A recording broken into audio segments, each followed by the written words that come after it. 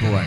പുണ്യനബി തങ്ങൾ ആ സ്വഹാബി വര്യന് ഈ വിവരം കൈമാറുകയാണ്. നിങ്ങൾ മരണപ്പെടാൻ പോകുന്നു എന്ന് പറയുമ്പോൾ സ്വാഭാവികമായും മരിക്കാൻ പോകുന്നു എന്ന് കേൾക്കുമ്പോൾ ഒരാൾക്കുണ്ടാകുന്ന വെപ്രാളം നമുക്കറിയാം.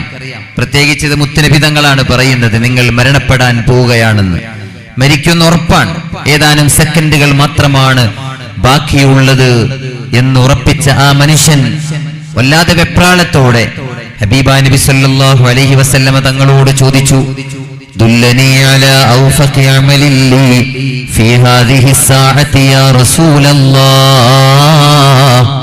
നബിയേ, ഞാൻ ഈ ലോകത്തോട് വിട പറയാൻ പോവുകയാണെങ്കിൽ ഞാൻ ചെയ്യേണ്ട ഏറ്റവും മനോഹരമായ അമലേതാണ്, ഏറ്റവും ഉചിതമായ കർമ്മമേതാണെന്ന് പറഞ്ഞു തന്നാലും യാ റസൂൽ.